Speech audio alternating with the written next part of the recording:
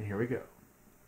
Hey everyone, Corey from Aquariumcoop, here with Lamont tonight. Another cold night in the studio, and it's Real Fish Talk, episode number 13, I believe. If not, I'm calling it 13. And today, I think we're going to talk about tannins. Both good and bad, you know, everything about it. They're useful, they look bad, or at least that's my opinion. And, yeah, so let's start with what causes tannins. What causes tannins? Well, to the best of my knowledge, it's essentially the breakdown of plant matter. Yep. So basically tannic acids that are found in plant life and, which incorporates obviously plants and trees and everything else. Yep, so wood, Wood. leaves, like maybe Catappa leaves, or what else can I think of? Alder cones, also plant life, so to speak. Oak leaves. Yep. That's another one. And then, another thing, if you don't know what tannins are, you might make it all the time when you make tea. You're basically extracting the tannins out of, the tea leaves, and that's what gives it the color of tea. So yeah, we basically know it's organic matter coming from trees or plants, or at least decaying stuff like that. And so I want to focus on, let's start, because I think it's quicker, if that sounds weird, More but quick. yeah, definitely more quicker, speedier to talk about how we get rid of tannins, and then we can talk about why you might not want to get rid of tannins, because really we want to make the episode why tannins are badass. But let's start with what most people want to know, like, how do I make my water clear? So we know that decaying matter / wood, leaves, that kind of stuff is making it worse. So maybe an obvious thing is take the wood out, or don't let stuff rot. But how do you manage your tannin level? I just leave it. How dare you? I hate tannins. I hate them so much, with so much passion, because to me, I either A, want to see a discus tank that is so Blackwater I can barely see in there, with a couple little scraggly branches coming down, and then it looks awesome, or a catfish tank with barely any light that you go, look at that brown thing that moved, wasn't that cool? Or I want my tank very lit up and crystal clear, so that I think birds are flying around in that aquarium instead of fish swimming in water. And so I myself, heaven forbid, don't use wood very often at all. I don't even use it that much in the stores. So when you see wooden tanks, that's all Lamont. Lamont loves wood. Where I'm all about rocks, because rocks don't decay. They can change the water parameters, but they don't decay. Well, that's not true. Calcium does decay, but they don't break down like wood does. Plecos don't eat them, that type of thing. So if I am using wood, which I do from time to time when there's a really, really sweet piece that, I can't live without, then I either become a water change slave, where I just amp up the water changes to 1,000,000,000% and just flush it through, so that it might be like a white water river, and that, tannins are in there, but the water's crystal clear.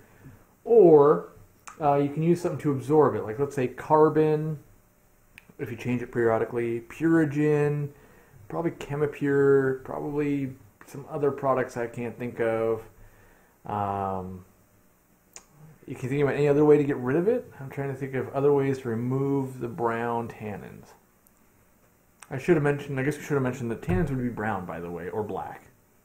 Sure. Because if you've never seen tannins before, like since you're very new to aquariums, you don't really know what we're talking about yet. So it's when water looks brown or black, and it's staining the water kind of a tea color. Right. Essentially, it's a concentrated form, which I was reading something essentially where it travels through kind of rich loam, or I should say soil that's kind of saturated with a lot of rotting plant debris, and then as the water trickles through that, then it leaches a lot of that brown tannin color. That makes sense.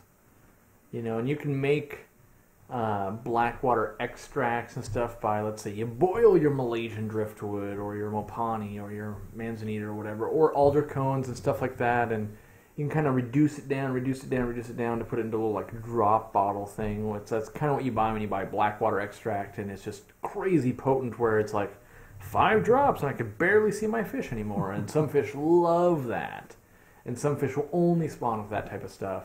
And well, I guess I've naturally transitioned to benefits of Blackwater extract without even trying, because right. I mean, it's I suppose in a large amount it can lower the pH, or say like if you have a tank and you drop a ton of driftwood in there or a ton of Catappa leaves. Well, I'm not even sure if it's the actual tannins that drop the pH or if it's the wood is rotting. Well, it's the tannic acids, I guess. Right, so I wonder if you use like the tannic acid from Blackwater extract, if that's enough acidity to really lower pH, where like I know with a piece of wood typically it's the wood actually rotting and creating some ammonia, and then and carbon dioxide. Yeah, and then breaking that down naturally acidifies water. So I wonder which, like obviously both are going to acidify the water, but I don't know if those two are correlated, as in like Blackwater extract wouldn't cause a ton of pH drop, or if it would, whereas like that's wood, yeah. So or wood, right? Would that the kind of the breaking down of the wood be the actual effect there? But I'd have to test that to know. But in general, you kind of get one with the other. Oh, I got a piece of wood there. My pH might be going down a little bit, and I don't know whether it's from this or that, but it does that. So sure. And I just haven't worked enough with Blackwater extract to monitor pH, because usually whenever I'm using a Blackwater extract, I'm trying to get the pH low, or it's, you know, to make the fish happier, that type of thing, and I've already thrown in a butt ton of wood. So sure. But yeah, so I know that you love tannins for about everything: breakfast, lunch, dinner, dessert, you know. So I want you to lead the charge on why you are Mr. Woodmaster 2000. Oh, it's such an exaggeration. It's not at all. He's too vain. He's too vain. He's playing it down. The guy sleeps on a bed of Malaysian driftwood every night. You mean modest, or do you mean? Yeah, I do mean modest. Yeah, it's I'm a little retarded tonight. Yes, too modest, not too vain. Well, I don't know. I think that there's health benefits to the tannins, and so, you know, tannic acid has been shown to have kind of antifungal and antibacterial properties. I definitely believe that 100%. Yes, I've seen it. Yeah, and which I guess specifically Catappa leaves, which is something in the store that we praise a lot for Betta health and kind of helping Bettas recover from illness and stuff like that. And it's essentially whatever it is with those particular leaves, they have like the right level of tannins in there to kind of. And even when I import fish from another country, you can tell the fish they really care about because it's loaded with Catappa leaves. So like discus, 500 cardinal tetras, stuff like that. You know, you look in there, the bag is just brownish yellow, and there's a billion leaves in there. You know, but even fish that, you know, are just expensive, like even some goldfish and things that don't need lower pH, because you're thinking like, well, they do it for the pH and because they like that. But even fish that you wouldn't know needed that.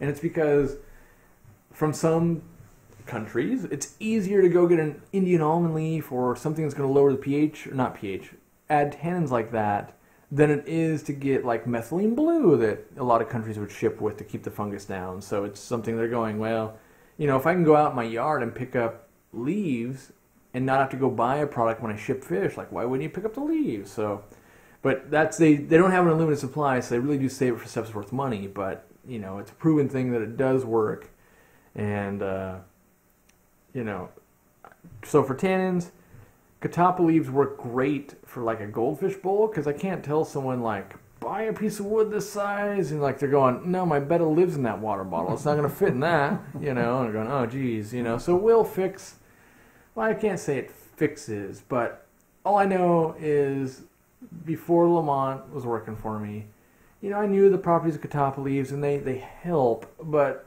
with this zealousness to always use Catappa leaves with Bettas and stuff, I become a full-on believer that they are magical. So I will use Tannins to fix stuff, but I hate looking at it. Even at the store tanks where we have Bettas and we'll tuck them behind filters and stuff, it still irks me knowing it's there, even though I know it's so good for that fish.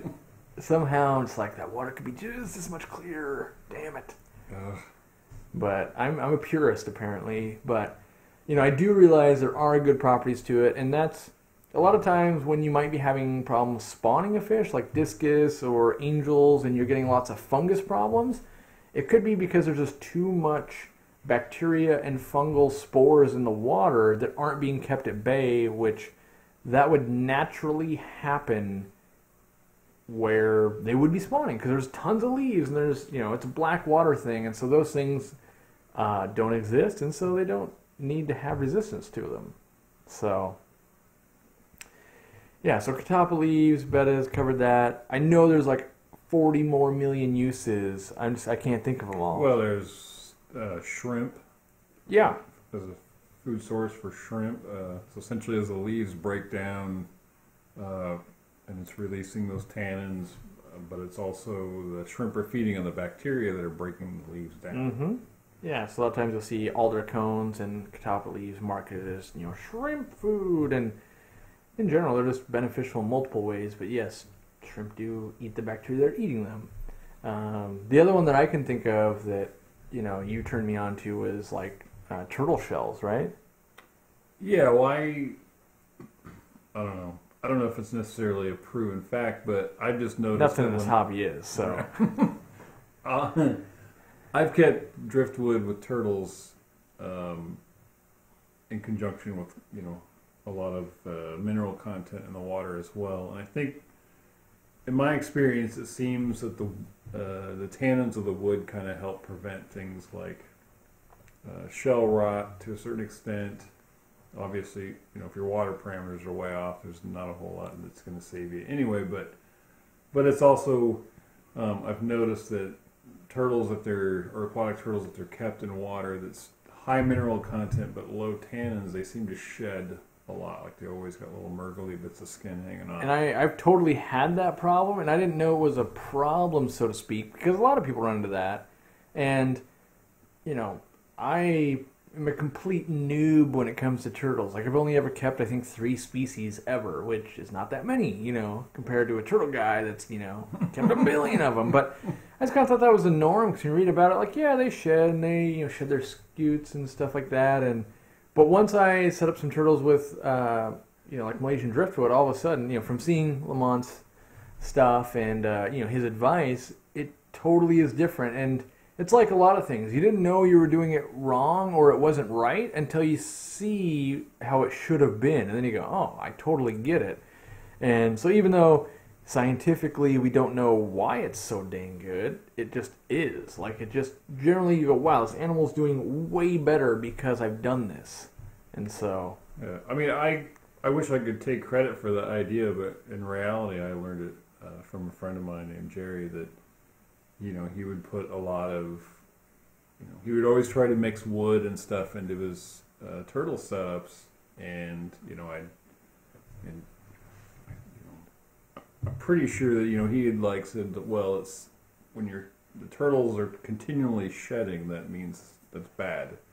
And essentially that means your water parameters are off in one form or fashion. And he said by adding the wood, it seemed to help. So I tried it, and yeah. Yeah, and Jerry is a guy that's made like a metric ton of turtles. Like, that guy made life out of breeding turtles. So, whenever you see someone doing something in mass quantity and well and with lots of ease with species that people have a crazy hard time with, usually you like to buddy up to that guy and go, I think you're doing something right here. What's the exact magical key? Well, you got to decipher that. But, all I can say is Lamont learned that trick from Jerry. I learned that trick from Lamont. And now you guys can say, hey, we learned that trick for our redwood sliders or whatever you got at home from, Real Fish Talk guys, and a lot of turtle keepers don't use a lot of wood. They just kind of use PVC to make the basking spot, or slate, or rock, or and foam. Yeah, exactly. And wood is kind of expensive, and it can slough off a little stuff. And then turtle tanks are messy, and it's a real pain to move all that wood when you want to do a deep clean and stuff like that. But yeah, so another thing that tannins do well and help in that, even though we can't tell you why, we just know it is. Like I can't really tell you why the sun rises every morning, but it does. Like, there's just some things that, like, my pea brain can't comprehend it, and I'll never get to the end of the rainbow, but I'll just accept it as a truth of, look, that is better. So it doesn't seem to hurt them anyway. So. Yeah, turtles are breeding with lots of wood for me, so that's my metric for anything. If it's breeding, it's happy. Whether it's a human, a turtle, a dog, a fish. That's my metric. So when people say, "Oh, you should change your water more on your fish," it's like, well, they're breeding right now. I'm going to let them do that, and when they stop breeding, then I will listen to that kind of noise. But if something's just cranking out babies over and over and over again, it's my belief that they're kind of programmed to go, "Oh, get while the getting's good." Right. When the getting's not good, they don't do it. So, well, I'm sure that at certain times of the year the tannin levels are different, and so let's say a rise in the tannin level in the water might be enough to trigger something to spawn. So yeah. So what else we got for tannins? You got any more benefits or species, or just any tidbits? I can think of another one while you're harnessing your brain power there. Only because I had one lined up while I was mid rant. Oh, okay. But because it blocks line of sight, or at least if you get tannins high enough, it's harder to see through the water. We already mentioned how it kind of diffuses light for discus and catfish and stuff, but even for like guppies, where you're going, that's a hard water fish. Yes, but we can keep high pH in hard water and also have brown water, and it makes it much harder for like an adult guppy to chase down its fry when you're looking through a sea of fog almost. Like, it's just harder to see.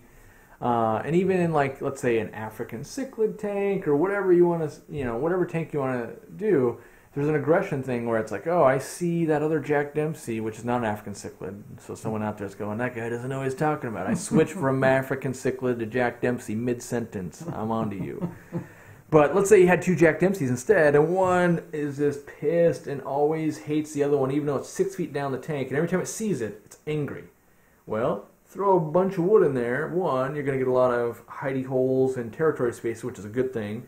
But then also, the water's going to turn brown, and he can't even see that fool. He can't see more than 2 feet away from him, so he doesn't even know that guy down there is getting with his lady. So, that's the other thing I could think of, was that the line of sight or the vision of the actual fish is impaired, which used in a certain way is very beneficial. Sure.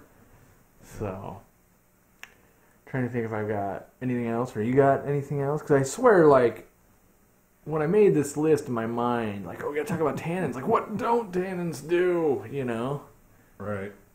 Well, all I can say is that I became a believer, I guess, if you want to call it that. But, I mean... Mr. Wood, what was it, Mr. Wood 2000? Woodmaster 2000, yes. You became Mr. Woodmaster 2000. Right. Well, I would say it was specifically more Catappa leaf, but... Okay, Mr. Catappa leaf. He's correcting me. It's Mr. Catappa leaf to you. But we had a rescue Betta that was dropped off, and it literally, like, somebody just took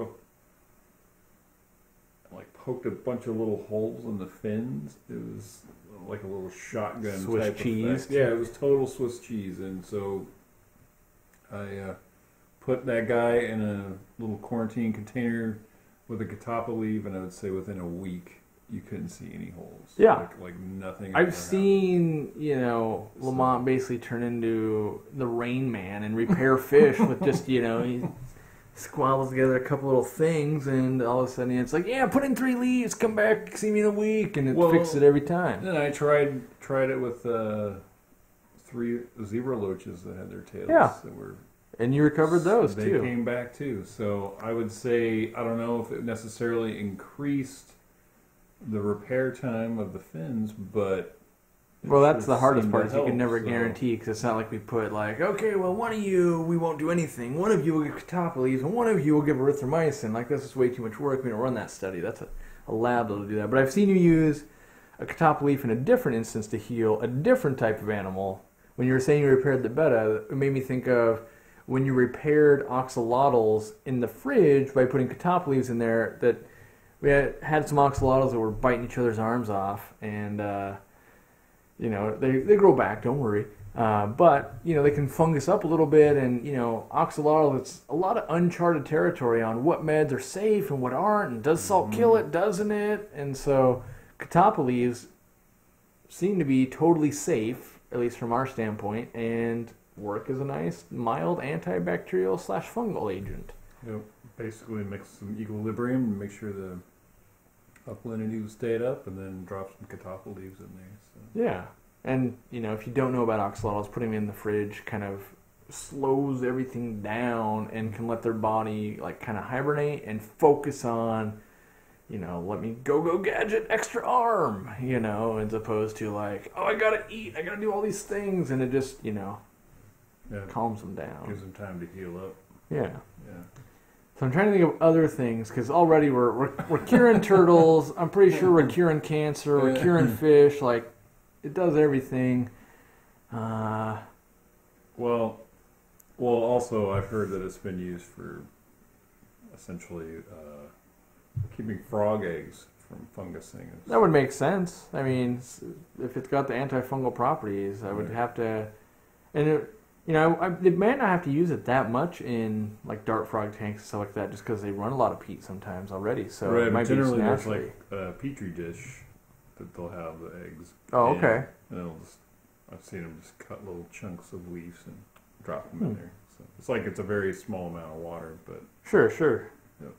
Yeah, and it doesn't have to be Catappa leaves. Like sometimes when they're shipping us fish and stuff, it'll be like, what is it? It's like, it's not coconut leaves, but it's like the husk or something, and they just cut strips and just throw tons of strips in there. Right. So coconut mulch is another one that will turn your water the color of coffee without it.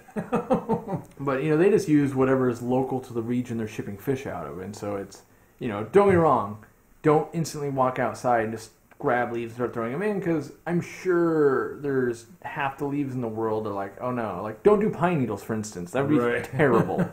And like a normal pine cone, don't do that either. Both those would be bad. So, you know, definitely do some research. But, you know, I'm sure...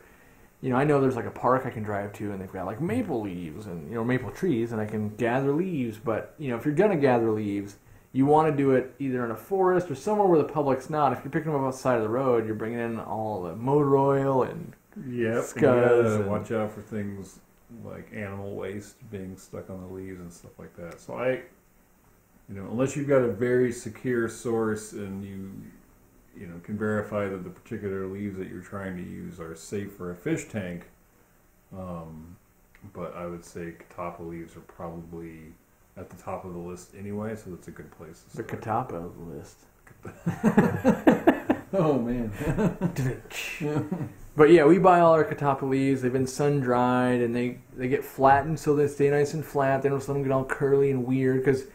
You know, every once in a while I get a wild hair and I'm like, ooh, man, look how cheap those Catappa leaves are. Maybe we should buy from them. And they just come up with these gnarled things that have like spiders and crap in them. And I'm like, whoa, I hate spiders. So that's hands off when spiders and crap are in there. And, you know, so yeah. Buy ones that are nice and neat and, you know, flat, I would say. I don't know. They don't have to be flat, but...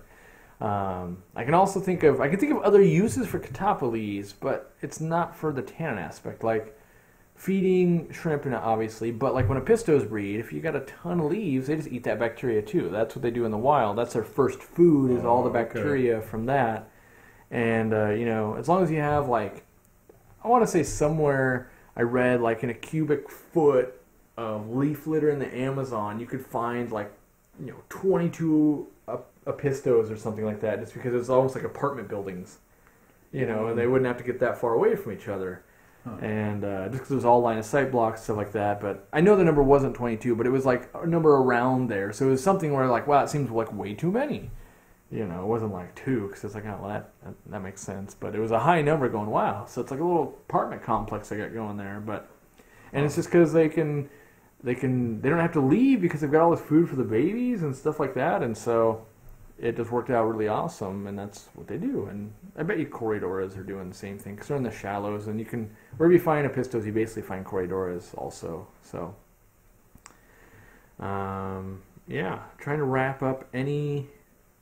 I know as soon as we go, oh, that's a wrap, I'll think of 4 more uses for tannins or why tannins are amazing, other than the fact that I hate them. Like, if I could get, and maybe someone out there might know this, I need all the properties of tannins minus the color. Like, I don't know if that can actually happen, but some chemist out there is like, oh, you could do that. You could blah, blah, blah.